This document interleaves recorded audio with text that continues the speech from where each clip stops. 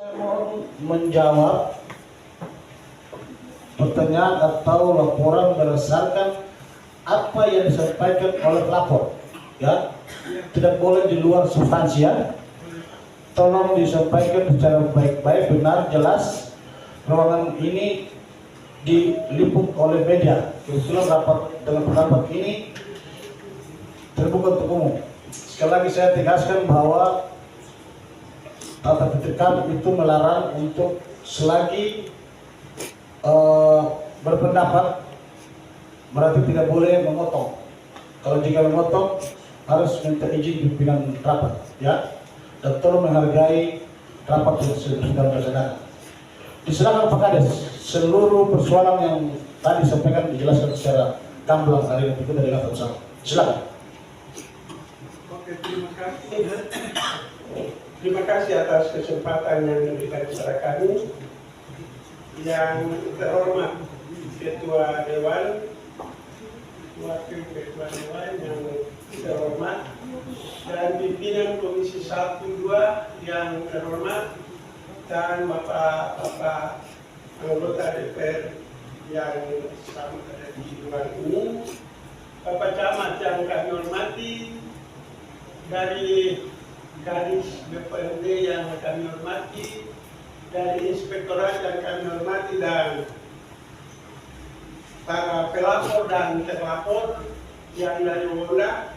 Maka perlu kami sampaikan, saya sekaligus langsung saja, bahwa sampai saat sekarang juga saya belum tahu hasil pelaporannya itu bagaimana.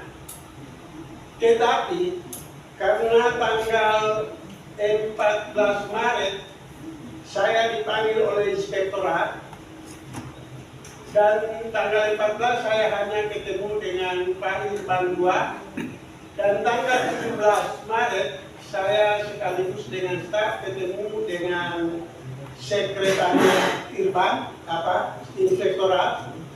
Baru saya bisa memetik beberapa pertanyaan yang disampaikan buat saya. Yaitu yang pertama, yaitu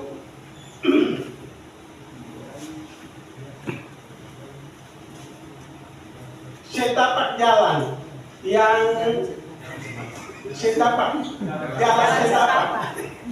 yang anggarannya di dalam laporan kurang lebih 80 juta.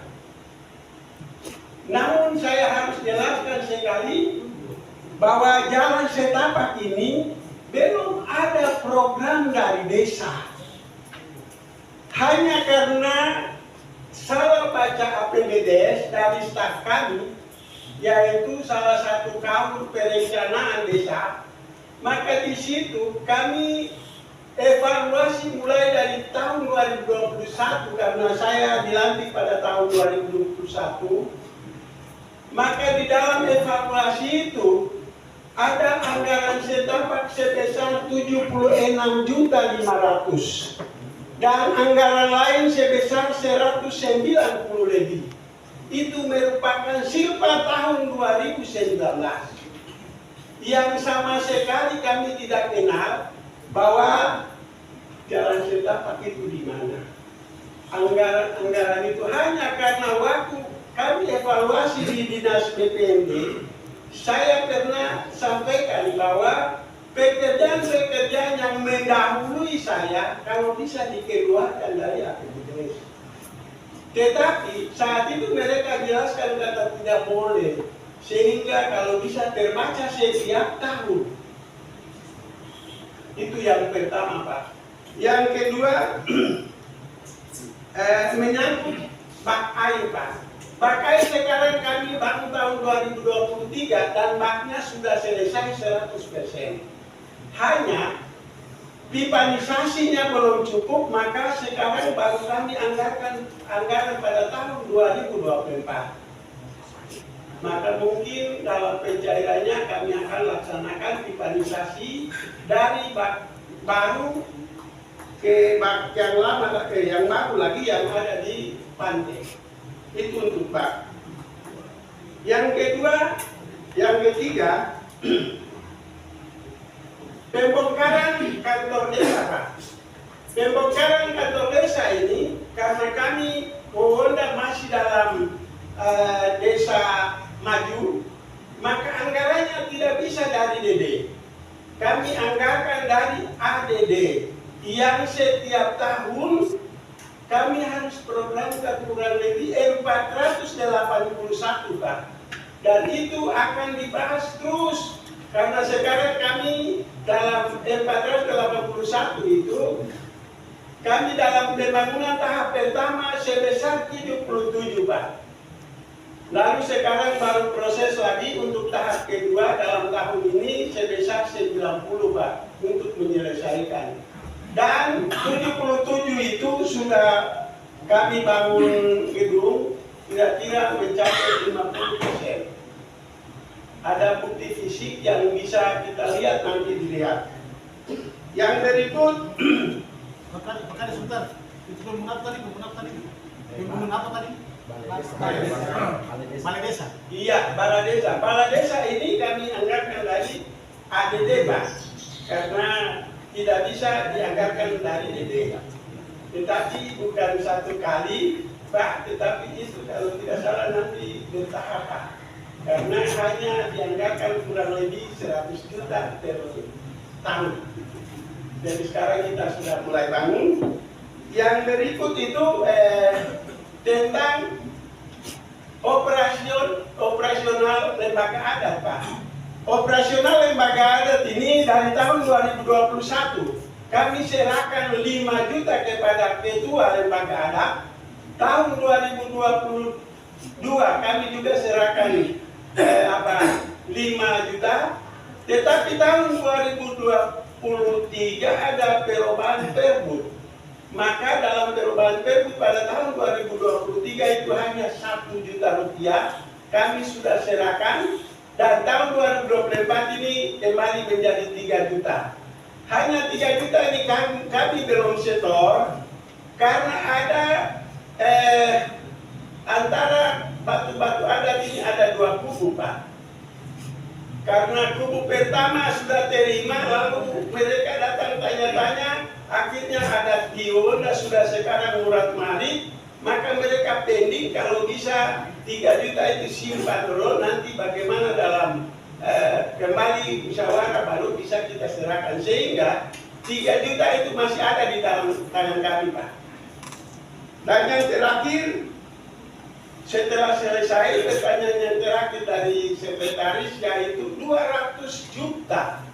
200 juta ini waktu reses oleh Bapak Riki Jawisa, sementara waktu itu masih jadi dewan, di dalam forumnya beliau janji 200 juta. Tetapi karena sampai saat sekarang saya belum terima 200 juta itu, lalu dipublikkan bahwa saya sudah terima 200 juta ini, lalu dikemanakan, maka waktu wartawan turun saya langsung bilang, sampai sekarang saya belum terima 200 juta itu. Sehingga tanggal 17, saya setelah selesai di Sekretaris Inspektorat, lalu saya langsung ketemu dengan Pak Bupati. Saya ketemu dengan Pak Bupati waktu itu dengan staf. Lalu kami klarifikasi, hanya saya tanya Pak Bupati bagaimana ini. Menurut masyarakat sudah serahkan 200 juta itu. Sekarang saya mau bertanyakan apakah betul Bapak sudah melakukan 100 juta. Lalu saya bilang, kau jawab di publik itu sebenar. Hanya saya sampaikan bahwa kemarin saya punya pokir masuk di desa, yaitu buat bangsa. Hanya karena mereka lapor diri, hanya disampaikan bahwa ini dari Bina Marga. Bina Marga, maka saya tidak tahu kata itu apakah pokir siapa, maka saya tidak bisa jawab yang sebenarnya. Maka bak itu sudah selesai, maka proses kami untuk pipanisasi dari bak satu ke bak lain itu kami anggarkan untuk tahun 2025. Sehingga Bapak, ini kemungkinan ini yang saya terima dari inspektorat, sehingga saya bisa menjawab. Tetapi lain sebagainya, karena laporan ini tidak ada yang tembusan ke Kadis Pemuda. Tidak ada sama sekali. hanya berbagai isu, informasi yang buat di Oda. Katanya nanti sebentar lagi KTK harus turun di Oda dan dibakar. KTK ini sudah sejak tahun 2023 waktu saya sakit, Pak. Saya sakit, mereka lapor bahwa lebih baik turun sudah karena dia sakit.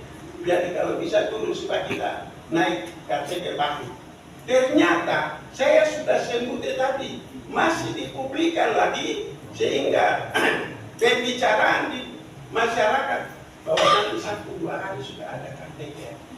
Nah, maka saya hanya tambahkan, semua ini merupakan narasumber dari saya punya staf satu, yaitu kaum perencanaan. Di dalam air ini dia selaku TPK. Dia selaku TPK waktu itu saya dalam kondisi sakit. Maka waktu pembangunan itu saya hanya mengundang untuk pertemuan di rumah saya karena saya belum bisa ke kantor. Dan saya serahkan langsung ke TPK bagaimana program perencanaan lalu bisa kita kerja dengan baik. Sampai begitu sudah mau selesai, baru saya sudah bisa jalan sendiri. Jadi ada motor jemput saya, lalu kami waktu itu musyawarah penetapan anggaran juga di kompleks sekali sehingga kami bisa sama-sama melihat, Pak. Ini saja mungkin selaku informasi, Pak, dan lebih dan kurang kalau ada pertanyaan lain lagi kami siap untuk menjawab. Terima kasih, salam sejahtera untuk kita sekalian. Selamat sore, shalom.